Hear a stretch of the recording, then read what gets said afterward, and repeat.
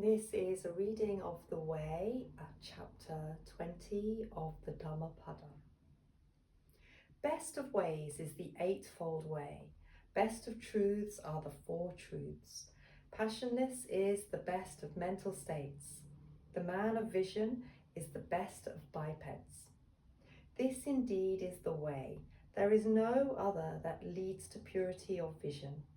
Enter upon the way. This way is the bewilderment of Mara. Following this way, you will make an end of suffering.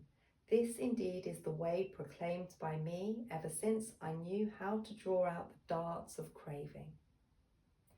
By you must the zealous effort be made. The Tathagatas, the Buddhas or enlightened ones, are only proclaimers of the way.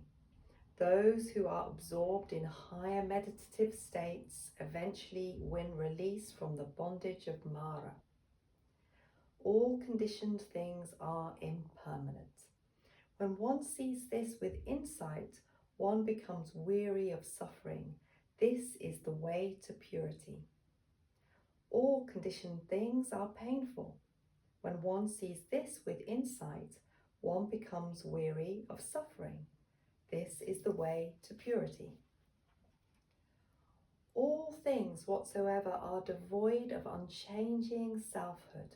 When one sees this with insight, one becomes weary of suffering. This is the way to purity. One who does not make use of his spiritual opportunities, who, though young and strong, is lazy, weak in aspiration and inactive, such a lazy person does not find the way to insight. Guarded in speech as well as controlled in mind, let one do no ethically unskillful thing with the body. Purifying these three avenues of action, let him attain the way made known by the sages. From application, yoga, arises the spiritually great buddhi.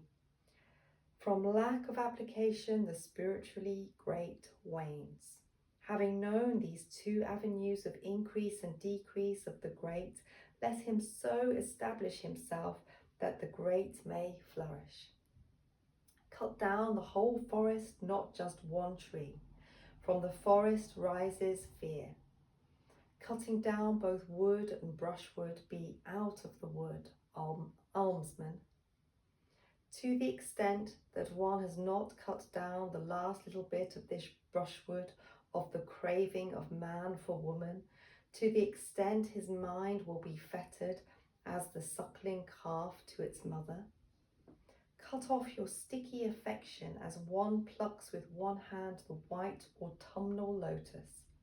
Develop way of peace, the nirvana caught by the happy one.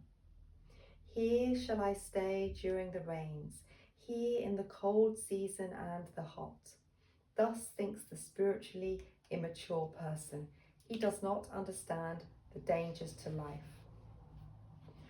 That infatuated man whose delight is in offspring and cattle, death goes and carries him off as a great flood sweeps away a sleeping village. Sons are no protection, nor father, nor yet other relatives. For him who is seized by the end maker, i.e. death, there is no protection forthcoming from relatives.